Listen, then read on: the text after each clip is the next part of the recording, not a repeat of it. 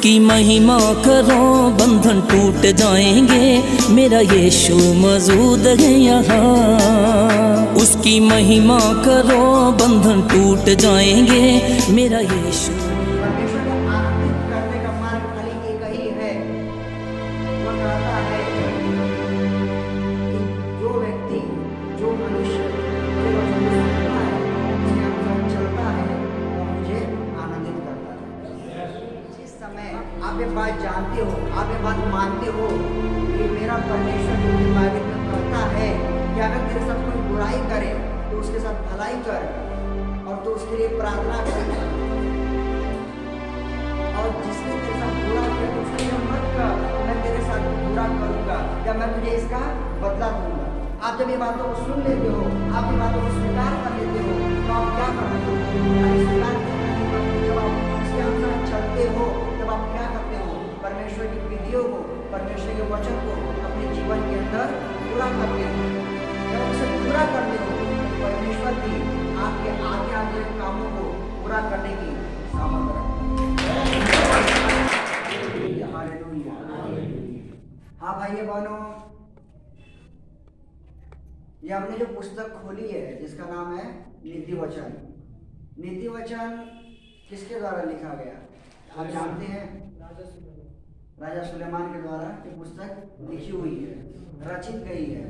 खाली अगर हम बोले कि राजा सुलेमान के द्वारा ही लिखी गई है तो ये गलत हो जाएगा, क्योंकि इसमें और भी बहुत से इजराइल के बहुत ज़्यादा जिनको अनुभव था, बहुत ज़्यादा जो परमेश्वर के विषय में जानते थे, या फिर बहुत ज़्यादा जिनको जीवन का ज्ञान था, उन्होंने भी इस पुस्तक के अंदर अपने वचन लिखे हुए हैं।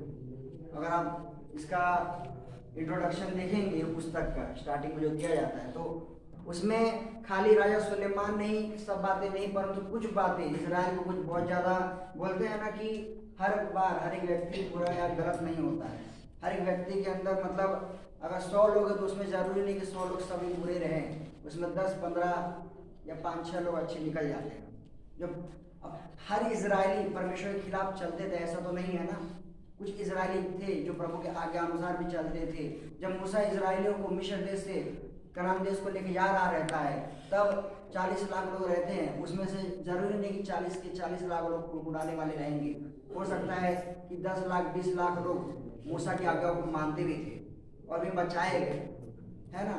एक समय ऐसा आ जाता, परमेश्वर ने कह दिया कि जितने भी बुजुर्ग लोग हैं वे सब खत्म कर दिए जाएंगे मूसा के टाइम, और जितने जवान लोग हैं वे बच जाएंगे। कुछ ऐसा डेट दिया था, कुछ ऐसा लाइफ स्पैन दिया था जो इस साल से ऊपर है वह खत्म कर दिया जाएगा, और जो उससे नीचे वे सब बच जाएंगे, क्योंकि वह जानता था कि ये लोग जो हैं, ये लोग ज़्यादा मेरे वचनों के खिलाफ चलते हैं और वे लोग ज़्यादा कुड़कुड़ाते हुए इस बात का आभार नहीं मानते हैं, वे इस बात के लिए आनंदित नहीं होते हैं कि मैंने ये कार्य उनके मध्य में किए हैं।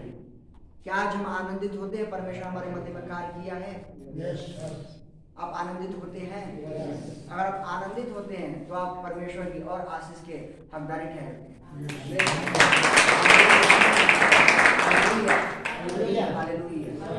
आनंदित होना, और एक व्यक्ति मतलब बोलते हैं आनंदित होना और फिर उसके बाद धन्यवाद व्यक्त करना।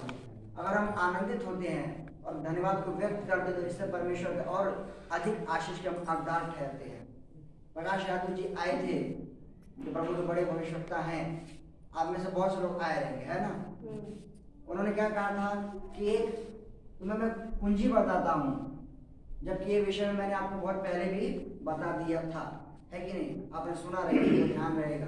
उन्होंने भी ये बात बताई, बस किसी और तरीके से, बस किसी और नजरिए से। उन्होंने कहा कि मैं तुम्हें एक आशीष की कुंजी बताता हूँ। क्या कहा था उन्होंने?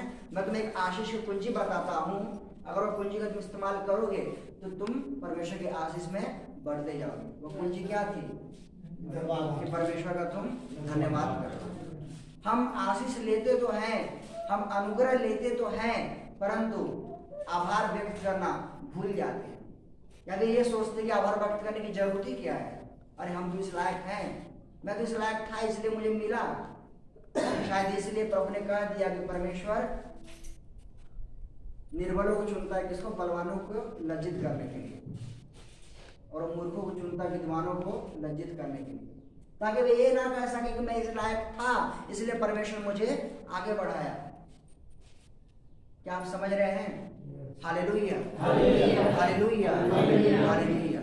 उन्होंने यही बातों को बताया कि अगर हम धन्यवाद करते हैं तो हम आशीष पाने के हकदार ठहर पाते हैं। इस्राएली क्या थे?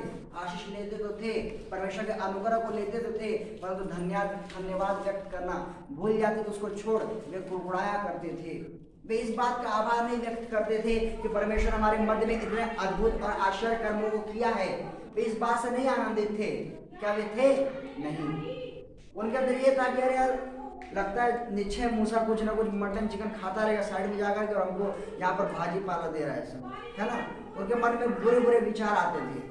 वे सोचते थे कि मूसा हमें परमेश्वर से मिलने ही नहीं दे रहा है, या फिर परमेश्वर हमें यहाँ पर खत्म करने के लिए इजराइल मिस्र देश से बाहर लेकर के आया है क्या। मतलब जहाँ पर वे लोग थे वही मूसा भी था, है कि नहीं। जो इजरायली लोग खाया करते थे, क्या मूसा कुछ और खाया करता था? नहीं। जो इजरायली लोग पहनते थे मूसा तो वही पहना करता था। ये जानते हुए कि परमेश्वर का दास, परमेश्वर का सेवक हमारे मध्य में है, परंतु फिर भी उनका मन विचलित रहता था, क्योंकि उन्होंने अपना स्वभाव उस प्रकार से बना लिया। भाई बहनों, जितने लोग उस प्रकार का स्वभाव बनाए थे, जितने लोग उस प्रकार का विचार धारणा रखे थे, वे सब क्या कर दिए जाते हैं? नष्ट कर दिए जाते हैं। होता है कि नहीं? आपने पढ़ा रहेगा बाइबल के अंदर कई बुजुर्ग लोग, कई उम्र जो हो जाती है या नौजवान लोग बच जाते हैं और जितने बुजुर्ग लोग होते हैं सब खत्म कर दिए जाते हैं, क्योंकि वे मूसा की बातों को नहीं मानते थे। हो सकता है कि वे मूसा से बहुत ज़्यादा अनुभवी व्यक्ति होंगे, हो सकता है मूसा से बहुत ज़्यादा बड़े व्यक्ति रहेंगे, इसलिए वे मूसा की बातों को नहीं मानते थे, इसलिए वे परमेश्वर के ऊपर कुड़कुड़ाते थे। इस कारण क्या हो जाता है? उनको नष्ट कर दिया जाता है। भाई बहनों, उसी प्रकार अगर हम परमेश्वर के अनुग्रह को, परमेश्वर के आशीषों को ले रहे हैं, परंतु फिर भी उसका आभार व्यक्त करने की जगह करो ना करो बात की बात हम उसके सिवा उसको छोड़ कुड़कुड़ाते हैं, तो हमारा भी एक समय ऐसा ही परमेश्वर मजबूरन हमारा भी ऐसा हर्ष हो सकता है। आवश्यकता है कि आप कुड़कुड़ाने की बातों को छोड़े और परमेश्वर का आभार व्यक्त करें। खैर हम टॉपिक से भटक रहे हैं। Hallelujah, hallelujah, hallelujah, hallelujah. भाइयों बहनों, ये नीति वचन की पुस्तक जो है, इसके अंदर यह बात सत्य है कि बहुत सी बातें सुलेमान ने लिखी है। जो दाऊद का पुत्र था, उसने कहा कि हे मेरे पुत्र, तू ये बातों को सुन, हे मेरे पुत्र ये बातों को मान। जब तू ये कामों को करेगा तो निश्चय परमेश्वर में तू आगे बढ़ता जाएगा, निश्चय तो परमेश्वर के अनुग्रह को पाएगा। सुलेमान ने बातों को कहा और अब आगे जाकर देखेंगे कुछ बातें कुछ और लोगों ने भी कही है जिनको परमेश्वर का अनुग्रह था। मैं आपको एक बात बताओ, जो भली बातें हैं वे नीति वचन के अंदर बताई गई है। आप चाहे कोई पुस्तक पढ़ो ना पढ़ो, परंतु पुस्तक के बारे में आपको ज्ञान होना चाहिए। क्यों? क्योंकि यह पुस्तक आपको धर्म और अधर्म के विषय में बताती है। यह पुस्तक आपको बुद्धिमान और मूर्ख व्यक्ति के विषय में बताती है। यह पुस्तक सर्वप्रथम यही बताती है कि बुद्धि कहाँ से प्रारंभ होती है, बुद्धि का मूल स्रोत क्या है। अगर हम परमेश्वर का भय मानते हैं तो हम बुद्धि की शुरुआत करते हैं। अगर हमारे अंदर परमेश्वर का भय है तो हमारे अंदर बुद्धि आ चुकी है, क्योंकि वह व्यक्ति मूर्ख है जिसके अंदर परमेश्वर का भय नहीं है। Hallelujah, hallelujah. राजा फिरौन के अंदर परमेश्वर का भय था क्या?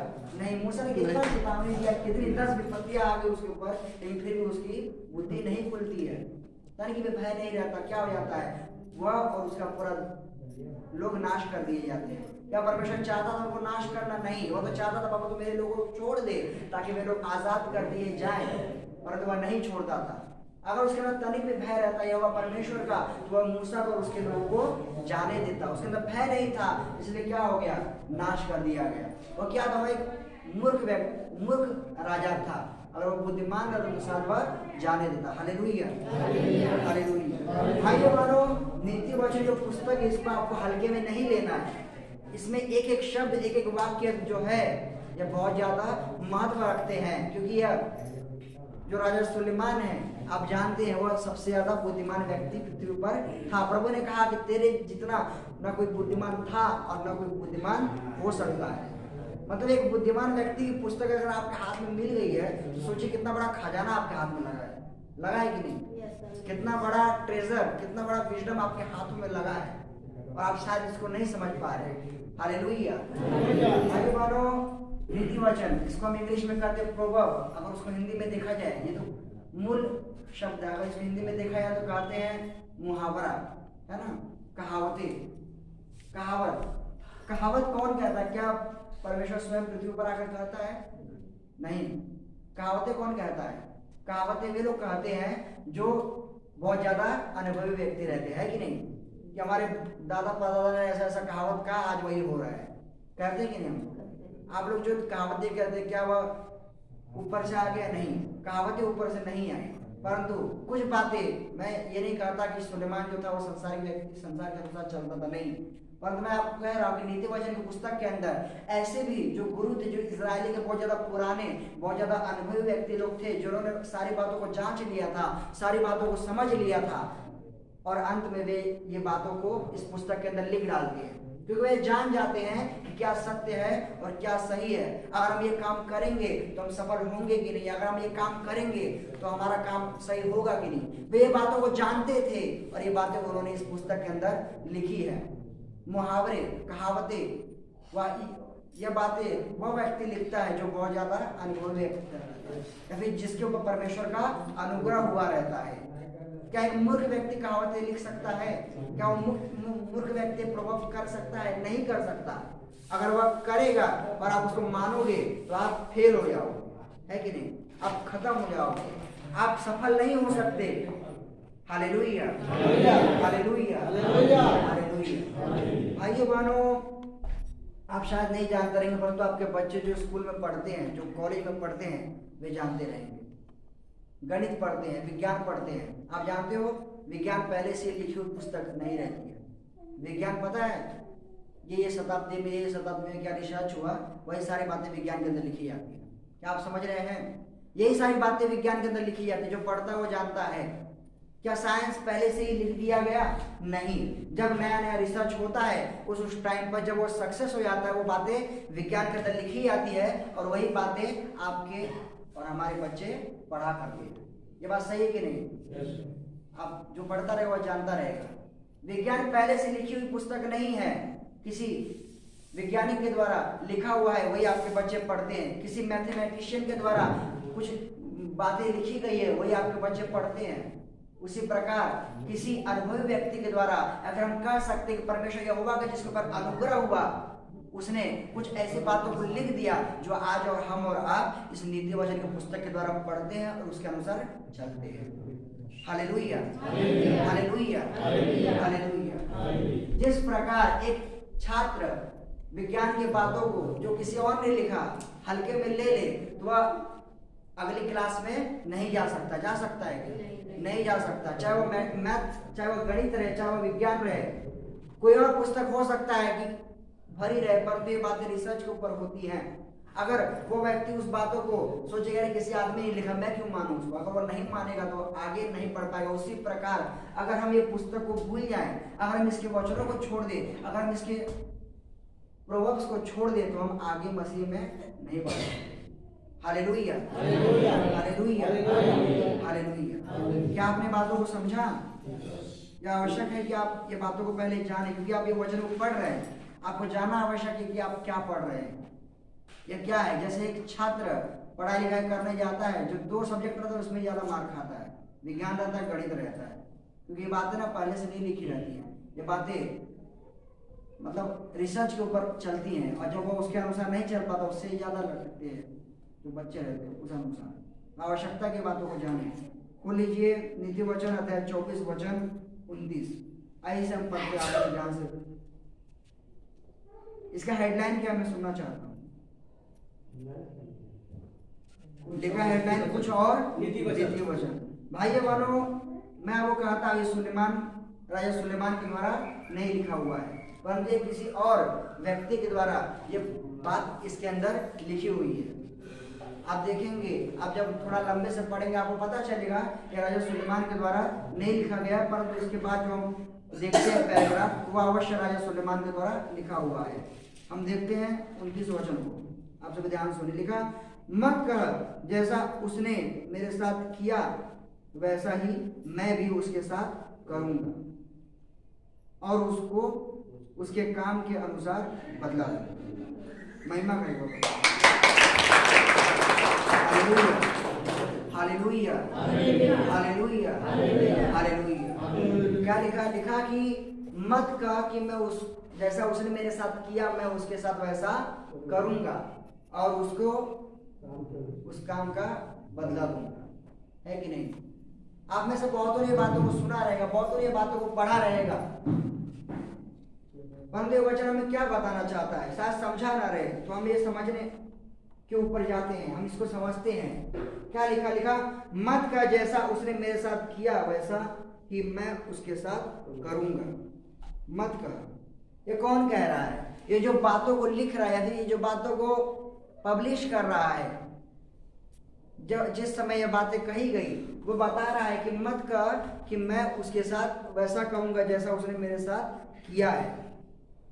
Hallelujah, hallelujah, hallelujah. धन्यवाद प्रभु यीशु, धन्यवाद परमपिता परमेश्वर। अच्छा भाई बहनों, क्या ये बात मतलब ये आपको क्या भावना व्यक्त कर रही है? ये जो शब्द, ये जो वाक्य है, ये आपको क्या बता रहा है? कौन सी भावना सामने निकल कर आ रही है? आपको कैसा लग रहा है? मतलब एक आनंद के साथ कह रहा है कि दुख के साथ? मतलब अगर कोई व्यक्ति, जैसे ये लिखा गया कि मत का जैसा उसने मेरे साथ किया वैसा ही मैं भी उसके साथ करूंगा। यह वाक्य कह रहा है कि जैसा उसने मेरे साथ किया वैसा तो उसके साथ, ये मत कह कि जैसा उसने मेरे साथ किया वैसा ही मैं भी उसके साथ करूंगा। मतलब तू यह कह कि जैसा उसने मेरे साथ किया मैं उसके साथ नहीं करूंगा। है कि नहीं? तो यह वचन जो कह रहा है आपको बता रहा है, इस सामने जो लेखक है वो आपको बता रहा है कि हे भाई, हे बहन, तो ऐसा ना कह कि जैसा उसने मेरे साथ किया वैसा ही मैं भी उसके साथ करूंगा।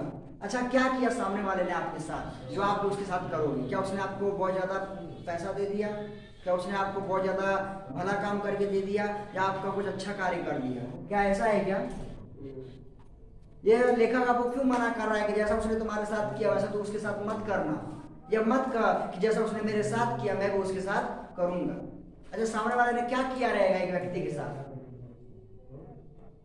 कुछ ना कुछ बुरा किया रहेगा, कुछ ना कुछ गलत किया रहेगा, कुछ ना कुछ घात किया रहेगा, कुछ ना कुछ नुकसान किया रहेगा या कुछ ना कुछ लूटपाट किया रहेगा। क्या आप समझ रहे हैं? इस सामने वाला व्यक्ति हो सकता है जो पहला भाई है, दूसरे भाई ने पहले भाई के साथ कुछ ना कुछ उसका ले लिया रहेगा, कुछ ना कुछ उसके साथ गलत किया रहेगा। तो अब पहला भाई बोलता है कि दूसरे भाई ने मेरे साथ गलत किया है, अब मैं कहता हूँ कि इसने आज मुझे फंसाया है ना, आगे जा करके पहला वाला भाई दूसरे भाई के लिए कह रहा है कि आज मैं जा करके मैं कहता हूँ कि जैसा इसने मुझे आज फंसाया है आगे जा करके मैं भी इसे उसके साथ वैसा ही करूँगा। क्या आप समझ रहे हैं? यह बातें लेखक बता रहा है कि जैसे दूसरे भाई ने पहले वाले भाई के साथ कुछ बुरा किया, अब पहला वाला भाई दूसरे वाले भाई को बोल रहा है कि जैसा उसने मेरे साथ किया मैं भी उसके साथ वैसा ही करूंगा। अगर इसने मेरा ये सामान चोरी किया है तो मैं भी आगे जाकर मुझे कभी न कभी तो मौका मिलेगा, कभी न कभी मुझे तो अवसर मिलेगा, मैं भी क्या करूंगा? उसका यह सामान चोरी कर लूंगा। ऐसा हमारे मन में भावना आता है, ऐसा एक आम व्यक्ति के मन में विचार आता है। यह बातें लेखक जानता है, परंतु वह कह रहा है तो ऐसा मत कर, तो ऐसा ना कर। Hallelujah, hallelujah, hallelujah, hallelujah, hallelujah, hallelujah. और उसको उसके काम के अनुसार बदला दूंगा। भाइयों बहनों, अगर आप मत का छोड़ करके अगर आप जो इन्वर्टेड कॉमास के मध्य में जो वाक्य दिया गया उसको पढ़ेंगे तो आपको ऐसा लगेगा कि ये जो लेखक है आपको क्या कह रहा है? लेखक आपको कह रहा है कि तू ऐसा कर और तू ऐसा कर। अगर आप खाली वाक्यों को, मेरे वाक्यों को देखेंगे, लिखा जैसा उसने मेरे साथ किया वैसा ही मैं भी उसके साथ करूंगा। क्या लिखा? जैसा उसने मेरे साथ किया वैसा ही मैं भी उसके साथ करूंगा और उसको उसके कामों के अनुसार बदला दूंगा। क्या आपने पढ़ा? मत का को छोड़ दो एक समय के लिए, परंतु ये पढ़ो कि जैसा उसने मेरे साथ किया वैसा ही मैं भी उसके साथ करूंगा और उसको उसके कामों के अनुसार बदला दूंगा। ये वचन क्या बता रहा है? ये आपको कैसी भावना उत्पन्न हो रही है कि मान लो किसी भाई ने किसी और के साथ बहुत ज्यादा बुरा कर दिया है और वह कह रहा है कि मैं उसके साथ वैसा ही करूंगा और उसे काम का मैं उसे अवश्य बदला दूंगा। क्या ये बात आपको समझ रही है कि नहीं? क्या ये बात यहाँ से व्यक्त हो रही है कि नहीं? अगर आप मत का को छोड़ करके ये वाक्य पढ़ेंगे, ये बात पढ़िए जरा जोर से।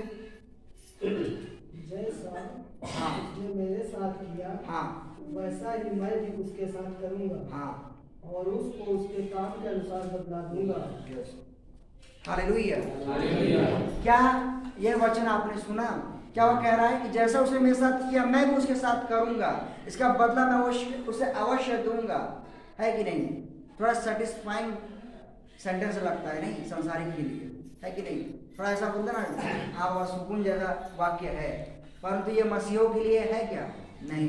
अगर ये वाक्य मसीहों के लिए है तो उसके साथ जरूरी है कि आप मत कह को भी आप ध्यान में लें। मत कह एक संसारी व्यक्ति के लिए बहुत ज्यादा सुगुणदायक शब्द रह सकता है, वाक्य रह सकता है कि मैं उसको बदला दूंगा, मैं उसका जैसा उसने मेरे साथ किया मैं भी उसके साथ अवश्य करूंगा, है कि नहीं? एक संसारिक व्यक्ति के लिए यह बहुत ज्यादा अच्छा वाक्य हो सकता है, पर क्या हमारे लिए है? क्या मसीहों के लिए है? क्या नीति वचन हमें ऐसी बताती है? नहीं। आपने क्या पढ़ा? जैसा उसने मेरे साथ किया मैं भी उसके साथ करूंगा, परंतु आपने शुरुआत के 2 शब्द नहीं पढ़े। वह क्या लिखा? कहा कि मत कह। क्या कहा? मत कह। Hallelujah, hallelujah, hallelujah. भाई बहनों, मत कह। भाई बहनों, आप गौर करिए, वह खाली आपको कहने के विषय में बोल रहा है, करने के विषय में नहीं बोला अभी तक। वह कह रहा है, जो लेखक है, जो व्यक्ति है जिसने परमेश्वर के अनुग्रह से शब्दों को इस पुस्तक के अंदर जोड़ा है, वह कह रहा है आपको कि तुम मत कह कि मैं उसके साथ जैसा उसने मेरे साथ बुरा किया मैं वो उसके साथ बुरा करूंगा, या यह मत कह कि मैं उसका बदला दूंगा। मत कह मतलब करना तो बहुत ज्यादा ही दूर हो जाता है कि नहीं? वो खाली कहने के विषय में कह रहा है कि तुम मत कह, तू चुप हो जा, ये बातों को मत कह कि मैं उसके साथ जैसा उसने मेरे साथ किया मैं उसके साथ करूंगा। क्या आप समझ रहे हो? जैसा हम बोलते हैं ना, हम मसीह भाई बहन के अंदर बहुत बुरी आदत रहती है, करेंगे नहीं, जानते हैं वो बुरा है, लेकिन कहेंगे अवश्य, अरे यार ऐसा है यार, क्या बोलेंगे, मतलब बुरी बुरी बातें हम बोल डालते हैं दूसरों को। शायद हम वो बातें भूल जाते हैं कि परमेश्वर हमारे मुंह की बातों का सृजनहार है। Hallelujah, hallelujah, hallelujah, hallelujah, hallelujah. परमेश्वर हमारी मुख की बातों का सृजनहार है। ये बातों को हम भूल जाते हैं। इसी पुस्तक के 57:19 में लिखा कि परमेश्वर हमारे मुख की बातों का सृजनहार है। जो हमारे मुंह से बोल देते हैं हम, हमारा परमेश्वर उसे पूरा करता है। तो ये बातें हम भूल जाते हैं कि हम जो बुरा बोल रहे हैं अवश्य वो भी पूरा होएगा। हाँ, वो तो पूरा हो जाएगा, पर तो उसका दंड किससे मिलेगा? हमें मिलेगा कि नहीं? क्या हम उसके भागी ठहरेंगे कि नहीं? हमने तो बोल दिया बाबा सामने वाले व्यक्ति का बुरा होना ही चाहिए, उसने कैसे मेरा घात किया, उसने कैसे मेरा नुकसान किया, मेरी चीज थी उसने मेरे से छीन ली, सामने वाले का नुकसान होना चाहिए। आप जानते हो कि ये गलत है, मुझे नहीं करना चाहिए, आपने बोल दिया पर आप करते नहीं हो। क्यों? क्योंकि आप जानते हो कि ये गलत है कि नहीं? आप जानते हो कि ये गलत है, आप करते नहीं, परंतु बोल दिया। भाई अगर आपने बोल दिया, वो उसके जीवन में हो गया, वो इसके जीवन में हो तो गया, परंतु हाँ, इसका जो फीडबैक है वो भी आपके जीवन में अवश्य आता है। जो आपने दूसरे के जीवन में, जो आपने दूसरे के मार्ग में बो दिया, उसका फल आपको अवश्य मिलता है। मिलता है कि नहीं? Hallelujah, hallelujah. क्योंकि लिखा गया, क्योंकि कहा गया कि जिस नाप से तुम दूसरों को नापोगे उसी नाप से तुम्हें भी नापा जाएगा। Hallelujah, hallelujah, hallelujah. भाइयों बहनों, बाइबल बताती है कि आप जो भला कार्य दूसरे के लिए करते हो उससे कई गुना ज्यादा भला आप अपने साथ करते हो, है कि नहीं?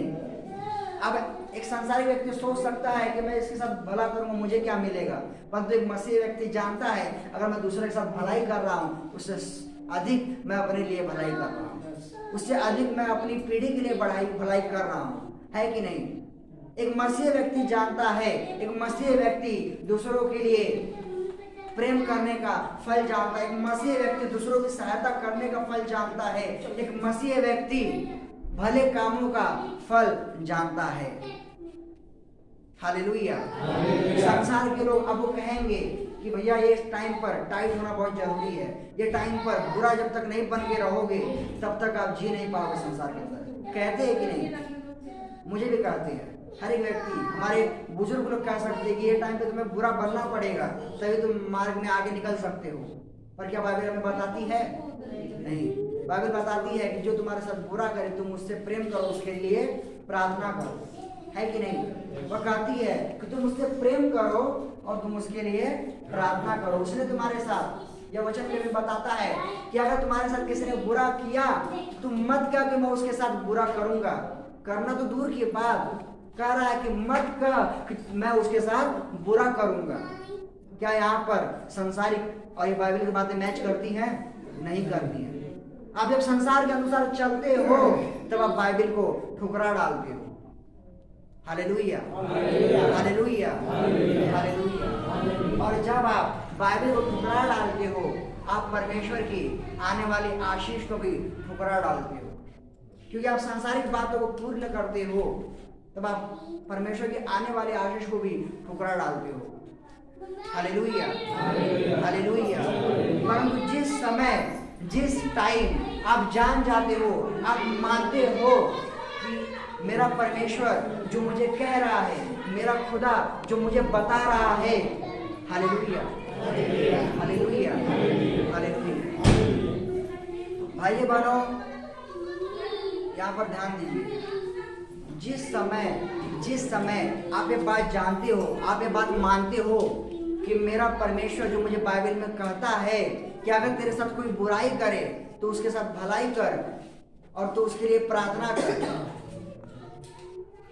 और जिसने तेरे साथ बुरा किया तो उसको यह मत कह कि मैं तेरे साथ भी बुरा करूंगा या मैं तुझे इसका बदला दूंगा। आप जब ये बातों को सुन लेते हो, आप ये बातों को स्वीकार कर लेते हो, तो आप क्या करते हो? खाली स्वीकार करना नहीं, परंतु जब आप उसके अनुसार चलते हो तब आप क्या करते हो? परमेश्वर की विधियों को, परमेश्वर के वचन को अपने जीवन के अंदर पूरा करते हो।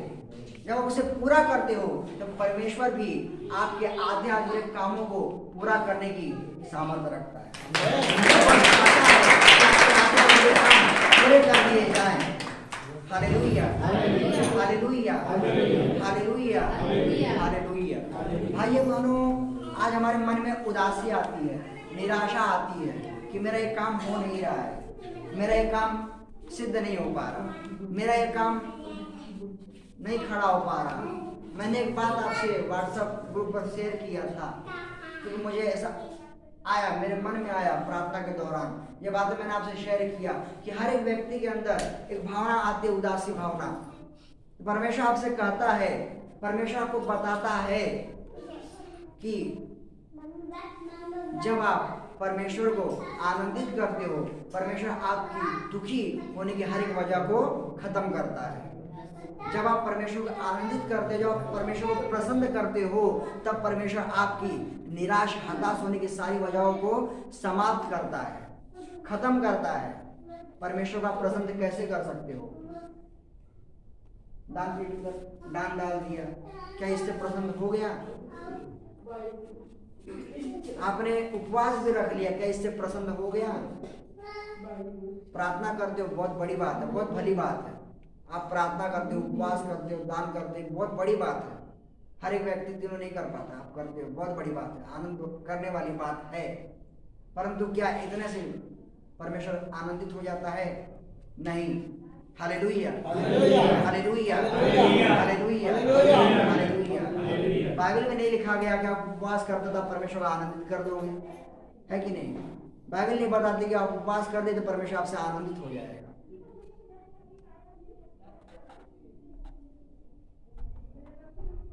Hallelujah, hallelujah, hallelujah.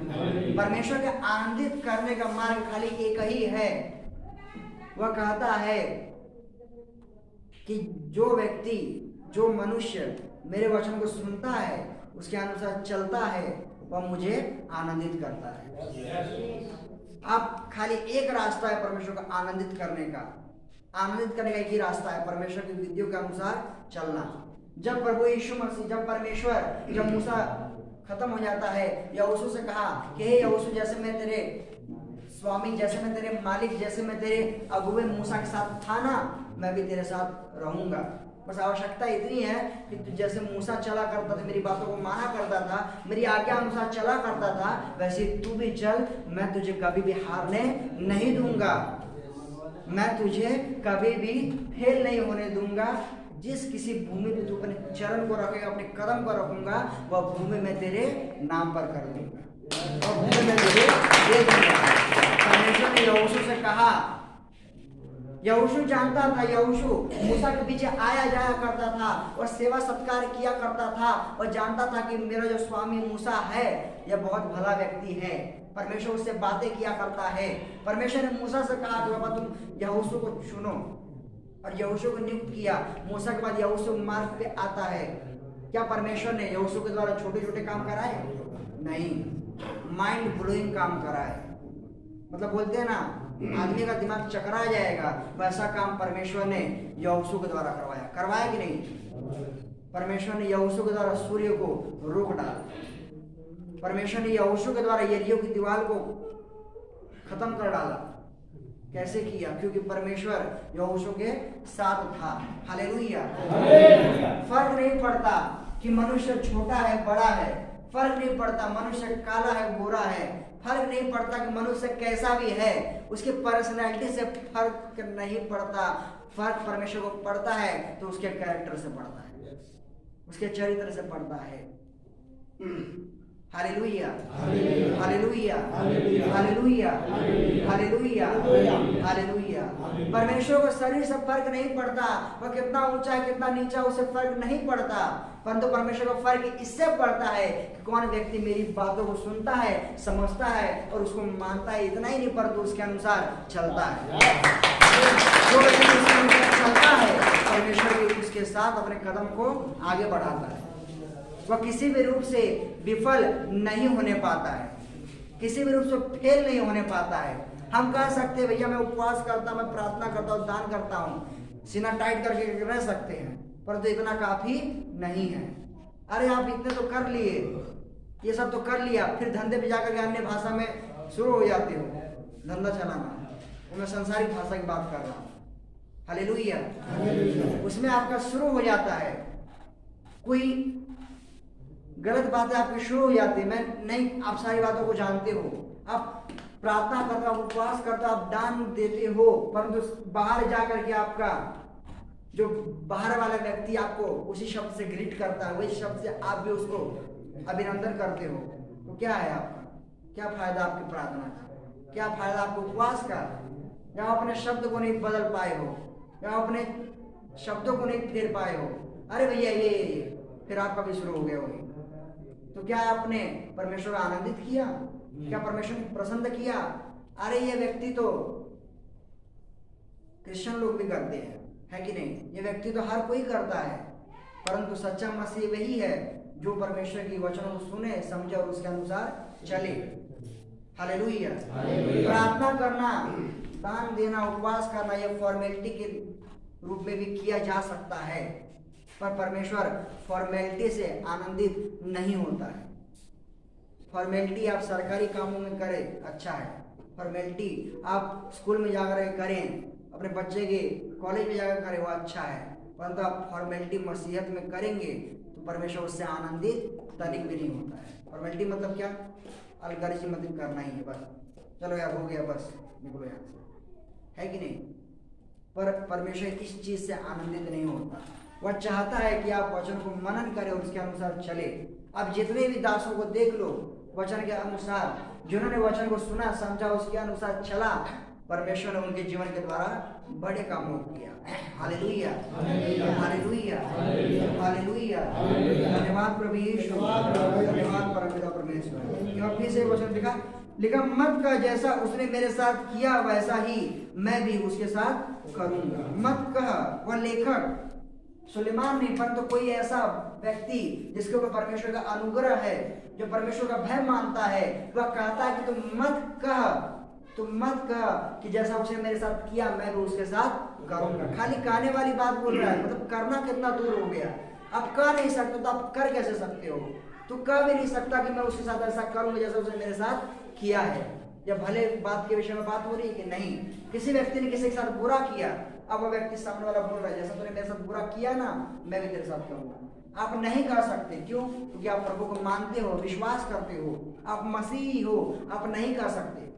एक जगह और दूसरी जगह मत्ती में या लूका में आप ऐसी पुस्तकों में पढ़ सकते हो, प्रभु ने कहा, प्रभु यीशु मसीह के पास पतरस आता है, कहता है हे प्रभु, हे परमेश्वर, मेरा जो भाई है मेरे साथ हमेशा गलत काम वो करता है, हमेशा बुराई वो करता है, मैं उसे कितनी बार क्षमा करूं? तो प्रभु यीशु ने कहा कि तो उसे, पतरस ने प्रभु को एक वो दिया, ऑप्शन दिया, क्या मैं उसको 7 बार क्षमा करूं, क्या मैं उसको 3 बार क्षमा करूं? मतलब आप समझ रहे हो क्या? 3 बार क्षमा करने के बाद एक तो वो खींच के दे देगा, नहीं तो उसके ऊपर मुकदमा करेगा, या तो 7 बार क्षमा करने के बाद उसको करेगा, या तो उसके ऊपर मुकदमा ठोक देगा। क्या आप समझ रहे हो? क्या पौलुस पतरस की बातों को आप समझ रहे? पतरस ये कह रहा है कि प्रभु मैं कितना धैर्य रखूं, मैं कितनी सहनशीलता रखूं। प्रभु ने कहा कि तू 7 नहीं परंतु 7 का 70 गुना तलक अपने भाई को क्षमा करते रहे।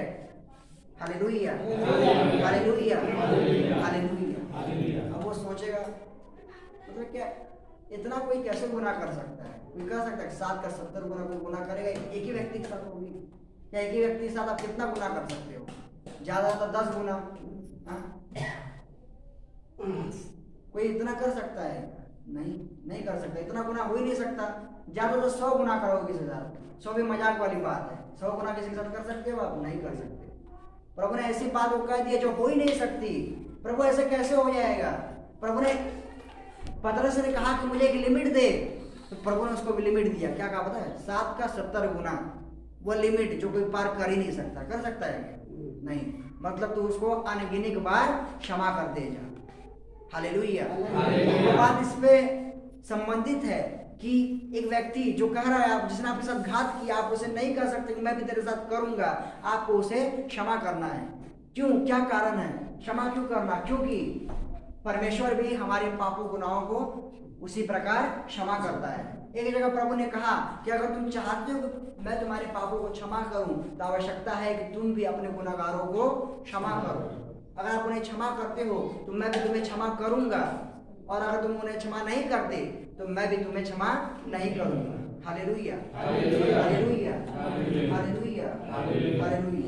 भाइयों बहनों, ये बात हमने जाना, शायद बहुत बार सुना भी रहेगा, पर क्या आपने इसके बीच में एक गहराई देखी कि क्यों प्रभु ने ये बातों को रख दिया, क्यों प्रभु ने ये नियमों को बना दिया? क्या आप समझ रहे हैं? क्या आपने बात को जाना? क्यों प्रभु ने कहा कि तू उसको क्षमा कर, तू भी उसको क्षमा कर। 2 भाई हैं, एक भाई को कहा बाबा तू दूसरे को क्षमा कर, दूसरे भाई को भी कहा बाबा तू पहले को क्षमा कर। क्या कारण है प्रभु ने ऐसा कहा? क्या आप जान सकते हैं? क्योंकि मैंने ये बातों को अपने जीवन में अनुभव लिया, मैंने ये बातों को अपने जीवन में समझा कि प्रभु का कारण क्या था, प्रभु का मेन मोटो क्या था, प्रभु का मेन विचार क्या था। कि प्रभु ने दोनों को कहा कि तुम एक दूसरे को क्षमा करो और एक दूसरे से प्रेम करो। सबसे बड़ी आज्ञा प्रभु ने दी कि तुम एक दूसरे से प्रेम करो, तुम अपने पड़ोसी से अपने समान प्रेम करो। प्रभु के सेवक ने, प्रभु चेले ने पूछा कि बाबा हमारा पड़ोसी कौन है? जो तुम्हारे आजू बाजू में रहता है, जो तुम ट्रेन पे सफर करते हो, जो तुम बस में सफर करते हो, जहाँ कहीं भी तुम सफर करते हो, जो आजू बाजू के लोग हैं ना, वे सब तुम्हारे पड़ोसी ठहरते हैं। संसार के अनुसार पड़ोसी क्या है? जो हमारे घर के बाजू में रहता है, जो हमारे दुकान के बाजू में रहता है कि नहीं? इतना ही पड़ोसी है ना, बाकी कुछ नहीं। पर प्रभु के अनुसार जो आपके सराउंडिंग में है, चाहे वो 1 मिनट के लिए भी क्यों ना रहे, वो आपका पड़ोसी है। अपने पड़ोसी से तुम अपने समान प्रेम रखना, मतलब हर एक व्यक्ति से प्रेम रखना। अच्छा बताओ, एक दूसरे के बीच में झगड़ा कब होता है? जब वे पास में आते हैं, है कि नहीं? पास में आ गया, झगड़ा होता है, मुंह से गलत बातें निकलती हैं। अब वह व्यक्ति पास में आ गया संसार में, तो वह क्या हो गया? वह प्रभु के अनुसार पड़ोसी भी ठहरा। पड़ोसी ठहरा कि नहीं? पड़ोसी ठहरा, पास में आया। जब तक कोई व्यक्ति पास में नहीं आता, झगड़ा होता है क्या? नहीं। पास में आके झगड़ा भी हो गया, अब वो पड़ोसी भी ठहरा। तो अगर वो मसीह है तो वह ये सोचेगा कि अभी तो मेरा पड़ोसी है, अब मुझे इससे प्रेम करना है। ओके, ये क्षमा करो, जान दो भाई, तुम भी बड़े बच जाओ यहाँ से, है कि नहीं? वो पड़ोसी है ना, अरे वो झगड़ा कर रहा था, क्या फर्क पड़ता है? वह तो वचन के अनुसार मेरा पड़ोसी ठहरा, अब वो मेरा पड़ोसी बन गया तो मुझे उससे प्रेम करना अनिवार्य है। अगर मैं प्रेम नहीं करता, मैं परमेश्वर के वचन को तोड़ देता हूँ, मैं परमेश्वर के वचन के खिलाफ हो जाता हूँ। सोचिए परमेश्वर ने कितने बुद्धि और ज्ञान के साथ ये वचन को दिया, क्या आप समझ रहे हो? परमेश्वर ने कितनी कितना ज्यादा उन्होंने सोचा विचारा कि जो तुम्हारा पास में आ गया ना वो तुम्हारा पड़ोसी ठहरा। और पास में कौन आता है? झगड़ा करने, मारा करने आते हैं कि नहीं? जो आजू बाजू के लोग रहते हैं आपस में झगड़ा झंडा करते हैं, परंतु ये आपके पड़ोसी भी ठहरे तो आपको चाहे वो कितना भी झगड़ा क्यों ना करे, आपको उससे प्रेम करना है क्योंकि वो आपका पड़ोसी ठहर चुका है। हालेलुया। पर क्या आपने सोचा, एक लास्ट बात हम सुनते इसके बाद हम समाप्त करेंगे, क्या आपने ये बात को गौर किया क्यों प्रभु ने ये वाचा को दिया? क्यों प्रभु ने ये बातों को कहा? क्यों प्रभु ने ये बातों को आपके मध्य में रखा कि तुम अपने पड़ोसी से अपने समान प्रेम रख? जिसने तेरा बुरा किया तो उसका बुरा करने का मत सोच, तो उसका बुरा करने की बात भी मत कर, सबसे प्रेम रख, सबको क्षमा कर। क्यों प्रभु ने ये बातों को किया? इतना ही नहीं, परंतु प्रभु ने एक शर्त को भी रखा कि अगर तू उसको क्षमा नहीं करेगा तो मैं भी तुझे क्षमा नहीं करूंगा, उसको क्षमा करेगा तब मैं तुझे क्षमा करूंगा। कितनी बड़ी शर्त रखी नहीं प्रभु ने?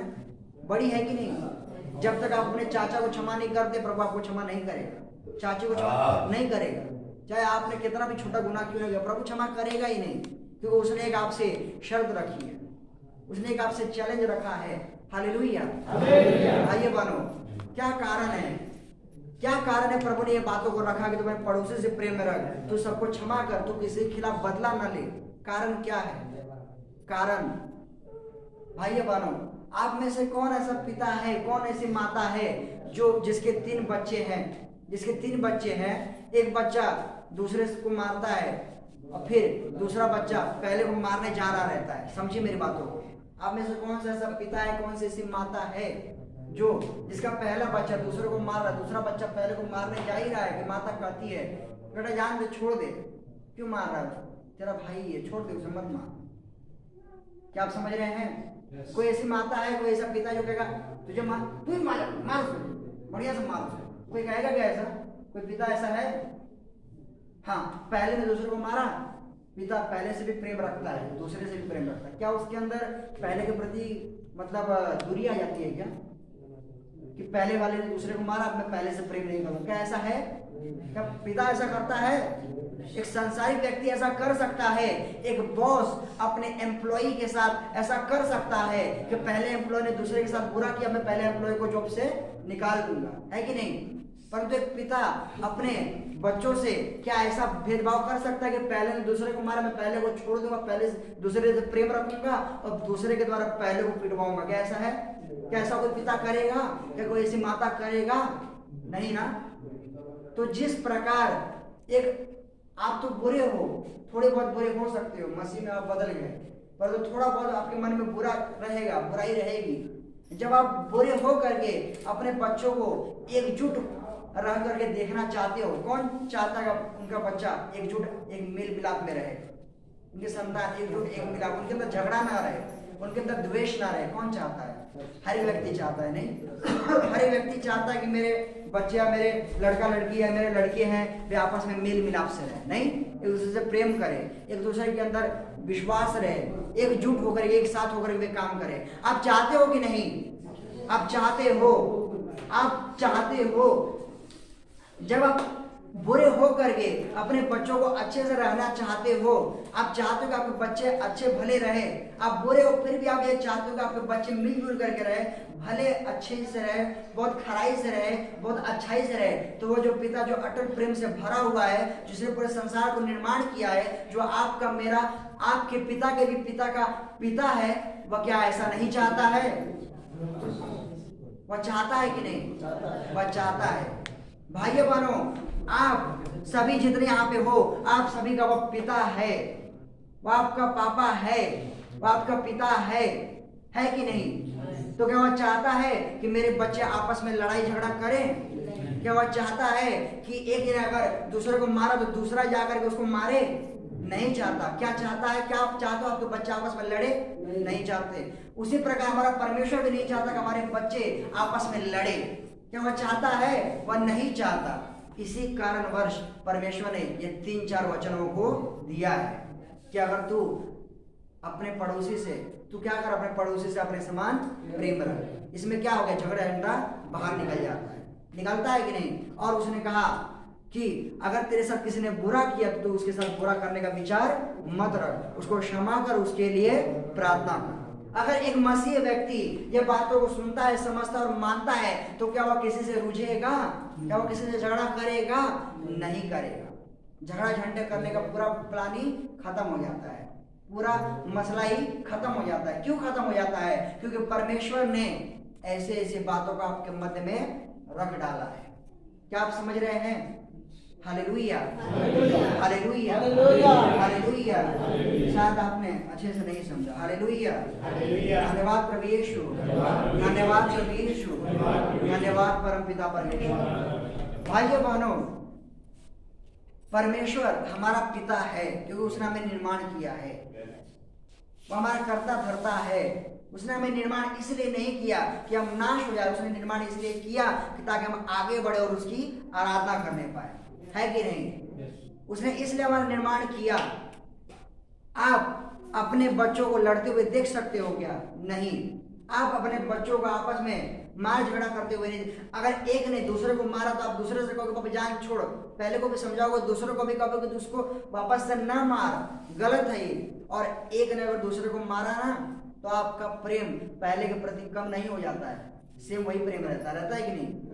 उसी प्रकार अगर आप कोई सामने से भाई आ रहा है, आपको मारता पीटता है और आप उसको मारने पीटने जाते हो, परमेश्वर का वचन आपसे कहता है कि तो अपने पड़ोसी से अपने समान प्रेम रख। और जैसा उसने तेरे साथ बुरा किया तो भी उसके साथ मत कर, तो उसको क्या कर? क्षमा कर। क्यों? क्योंकि वह उस सामने वाले व्यक्ति का भी और वह आपका भी पिता है, और वह नहीं चाहता कि उसके बच्चे आपस में झगड़ा करें।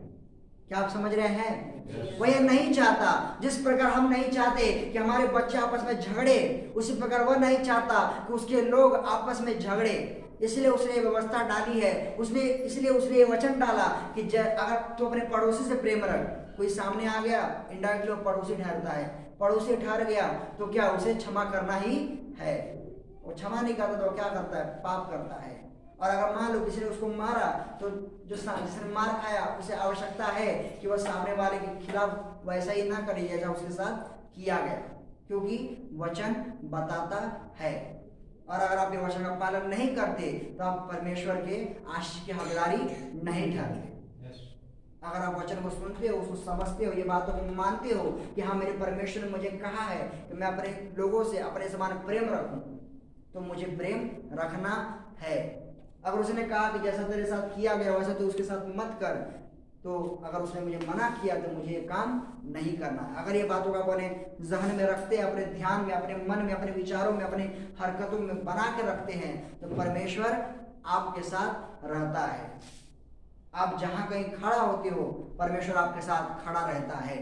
अय्यूब परमेश्वर की व्यवस्था के अनुसार चलता रहा, परमेश्वर ने उसे अपने राज्य में सबसे ज्यादा धनी व्यक्ति बनाया। सुलेमान ने परमेश्वर की आज्ञा अनुसार चला, परमेश्वर ने उसे बुद्धिमान बनाया। हालेलुया, है कि नहीं? ये जो बातें हैं आप उदाहरण के द्वारा देख सकते हो। परमेश्वर ने जो परमेश्वर में बने रहे, परमेश्वर ने उनको ऊंचा किया क्योंकि उन्होंने व्यवस्था का पालन किया। Hallelujah, hallelujah, hallelujah, hallelujah. धन्यवाद प्रभु यीशु, धन्यवाद प्रभु यीशु, धन्यवाद परम पिता परमेश्वर। Hallelujah, hallelujah, hallelujah. हाँ भाई जवान, आपने वचनों को सुना, ये वचनों को समझा, ये वचन आपको बताता है कि तो अपने लोगों से जैसा तेरे साथ बुरा किया गया तो उसके साथ मत कर। आपको उसे क्षमा करना होगा, आपको उसको माफ करना पड़ेगा, क्योंकि परमेश्वर की व्यवस्था आपको ऐसा करने को कहती है। कितने लोग हैं जिनके मन में अपने पड़ोसियों को लेकर गुस्सा रहेगा। कितने लोग हैं जिनको अपने रिश्तेदारों के प्रति मन में गुस्सा रहेगा? कितने लोग रहेंगे? हाथ उठाइए, शर्माने वाली बात नहीं है। अगर आप नहीं उठा देते तब मैं मानूंगा कि आप झूठ बोल रहे हो, उठा रहे हो तब मैं मान जाऊंगा आप सच बोल रहे हो।